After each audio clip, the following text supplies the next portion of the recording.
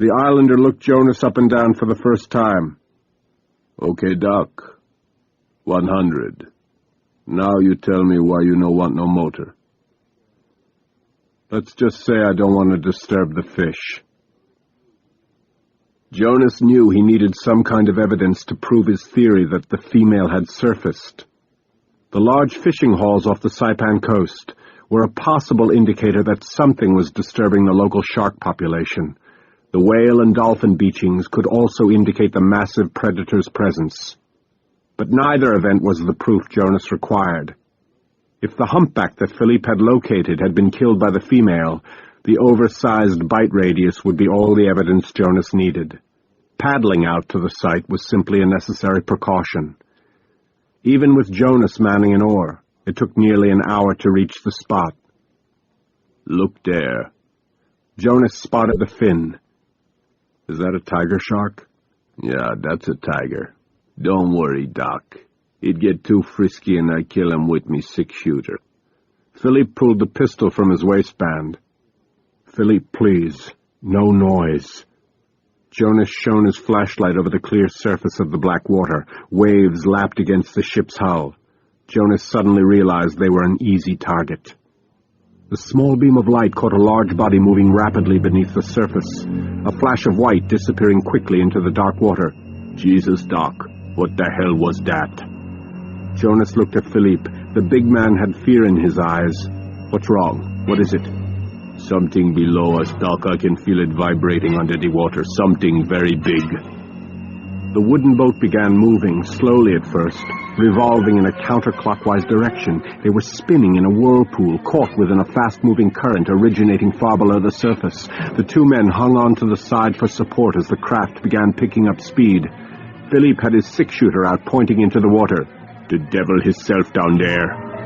The horizon swirled about them. Jonas looked down and felt the hair on the back of his neck stand on end. Something large and white was hurtling toward the surface. Both men screamed as the massive white abdomen exploded out of the water. Philippe raised the gun, pumping 6 rounds into the belly of the dead orca. Seconds later, the 12-foot tiger shark tore at the 28-foot carcass of the dead whale, sending gouts of blood straight into the air. The boat stopped spinning, coming to a rest. Jonas shone his flashlight across the dead creature's stomach. That's when he and Philippe saw it. The huge bite mark, several feet deep, nearly 10 feet across. Mother of God, what the hell did that? Before Jonas could answer, Philippe slammed the outboard motor into the water and started the engine. "No, wait!" Jonas shouted. Too late. The engine roared to life, Philippe steering the boat in a sharp turn back toward shore. "No, nothing, Dr. Jonas. There's a monster down there, something real big. No fish I ever seen could have killed an orca with one bite like that. You chasing the devil, man. Keep your damn money. We going in now."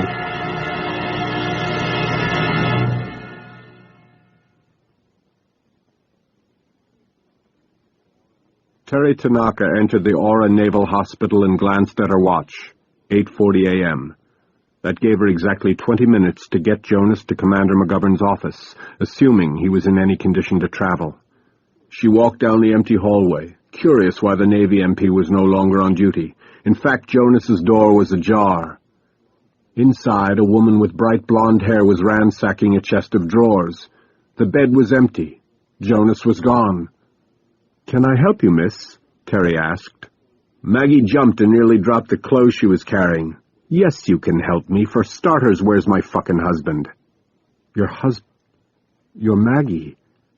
Maggie's eyes narrowed. "I'm Mrs. Taylor. Who the hell are you?" "Terry Tanaka." Maggie eyed her up and down. Well. "I'm a friend. I stopped by to drive Dr. Taylor to the naval base." Maggie's disposition suddenly changed. "Naval base? What does the Navy want with Jonas?" "He has a meeting scheduled with Commander McGovern to discuss the Meg." Terry hesitated, wondering if she'd said too much. Maggie smiled, her eyes full of venom. "Well, it appears that you're too late. He's gone. When you see him," she pushed past Terry abruptly, "tell him his wife needs to speak with him, if he's not too busy." Maggie marched down the hallway, her heels clacking on the tile floor. Terry could only turn and stare at the empty bed. By the time Terry arrived at the naval base alone, the meeting was already in progress. The meeting was being held in Navy Warehouse D, which contained a refrigerated storage area used to hold the bodies of deceased soldiers awaiting transport back to the States. Under 3 sets of mobile surgical lights lay the remains of the megalodon. An MP handed Terry a white coat as she entered the cooler. A conference table had been set up adjacent to the carcass. Heller, DeMarco, and Commander Bryce McGovern sat on one side. Terry didn't recognize the 2 men seated across the table or the 2 Japanese examining the enormous jaws of the shark. "Where's Taylor?" Frank Heller barked across the room at her. "I don't know. He must have left the hospital." "That figures." DeMarco pulled a chair out for her. "Terry, I think you've met Commander McGovern." "Ms. Tanaka, we're all sorry about what happened to your brother. This is Mr. Andre DuPont of the Cousteau Society, and over by the carcass are Dr. Tsukamoto and Dr. Simidu from the Japan Marine Science Technology Center." Terry shook hands with DuPont. "And this gentleman is Mr. David Adashek. He's been asked to cover this story on behalf of the local government."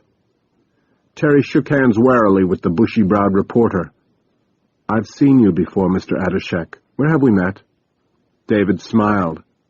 "I'm not sure, Ms. Tanaka. I spent a lot of time in Hawaii, perhaps." "No, not Hawaii." She continued staring at him. "All right, gentlemen, and Ms. Tanaka," announced Commander McGovern.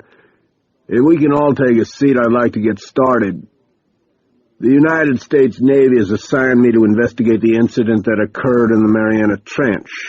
My rules are simple. I'm going to ask the questions, and you people are going to give me the answers. First," he pointed toward the carcass, "would somebody please tell me what that thing is over there?"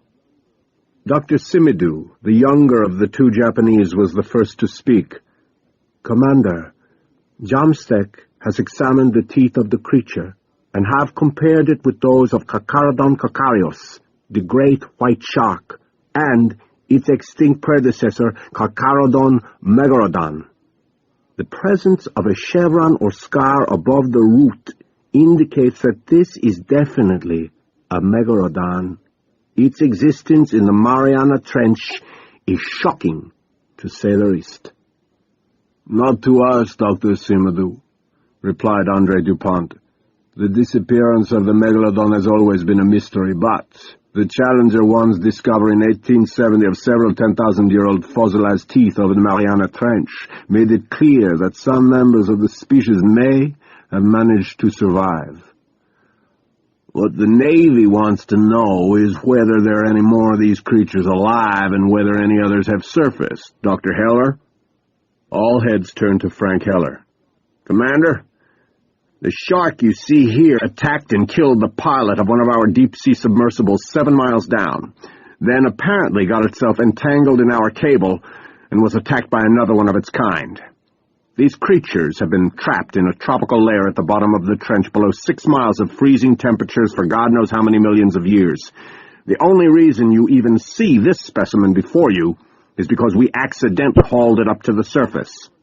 So, you're telling me at least one more of these megalodons exists, but is trapped at the bottom of the trench.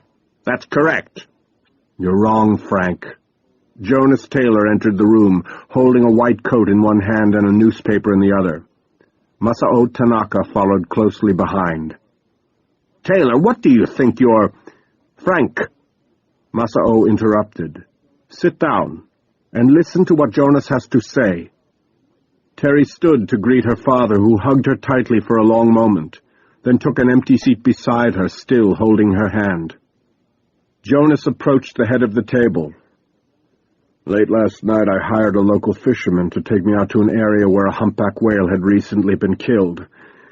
I wanted to examine the carcass to see if the megalodon could have possibly killed it. While we were out there, the remains of a slaughtered 28-foot orca surfaced alongside our boat, with a wound that was definitely the result of a shark attack. The bite radius was no less than 10 feet in diameter. "That proves nothing," Heller said. "There's more. Here's this morning's paper. Wake Island residents report that whale carcasses have been washing up along their northern beaches all night. Commander, the second megalodon not only managed to surface, it's now adapted to shallower waters." "Ridiculous," retorted Heller. "Dr. Heller, please sit down," McGovern commanded. "Dr. Taylor, since you seem to be the closest thing to an expert on these creatures, and you were present in the trench, perhaps you can tell me how this monster managed to surface. Dr. Heller seems to believe that these creatures were trapped below 6 miles of cold." "They were, but I witnessed the second shark attacking the first down in the trench. The first meg was bleeding badly, and the second was gorging itself on its innards, ascending while within the dense bloodstream. As I explained yesterday to Terry, if the megalodons are like their cousins, the great whites, their blood temperatures will be about 12 degrees higher than the surrounding ocean water, or, as in the case of the hydrothermal layer of the trench, about 92 degrees. The Kiku hauled the first meg topside, and the second shark, a much larger female, followed the bait straight up to our warmer surface waters, protected by a river of hot blood streaming out of its mate." McGovern didn't like what he was hearing. "What else can you tell us about this female, Doctor?" "Well, it's totally white, actually luminescent. This is a common genetic adaptation to its deep-water environment where no light exists. Its eyes will be extremely sensitive to light. Consequently, it won't surface by day." He turned to Terry. "That's why no one on board the Kiku saw her rise. She would have stayed deep enough to avoid the light. And now that the shark has adapted to our surface waters, I think she's going to be very aggressive." "Why do you say that?" Dr. Tsukamoto spoke for the first time. "The deep waters of the Mariana Trench are poorly oxygenated compared with our surface waters. The higher the oxygen content, the more efficiently the megalodon system will function. In its new, highly oxygenated environment, the creature will be able to process and generate greater outputs of energy. In order to accommodate these increases in energy, the meg will have to consume greater quantities of food, and I don't need to tell you, sufficient food sources are readily available." McGovern's face darkened. "Our coastal populations could be attacked." "No, Commander, these creatures are too large to venture into shallow waters. So far the female has attacked smaller sharks and now whales. My concern is that her mere presence among the whale pods may affect the cetaceans' migration patterns." "How so?" "Please understand that Carcharodon megalodon is the greatest predator, the greatest killing machine in the history of our planet. As it develops its taste for warm-blooded whales, it will go on a feeding frenzy. Our modern-day whales have never come across anything like this creature before. This female is aggressive and as large as most whales. Her mere presence could very well cause a cetacean stampede, if you will. Even a slight change in the migration patterns among the whale pods now coming south from the Bering Sea could create an ecological disaster. For instance, if the whale populations that currently inhabit the coastal waters off Hawaii were to suddenly flee into Japan's coastal waters in an attempt to avoid the megalodon, the area's entire marine food chain would be affected. The additional presence of several thousand whales would cause an imbalance among those species that share the same diets as these mammals. The competition among marine life for plankton, krill, and shrimp could drastically reduce the populations among other species of fish. The inadequate food supply would change breeding patterns, severely affecting the fishing industry in that locale for years to come.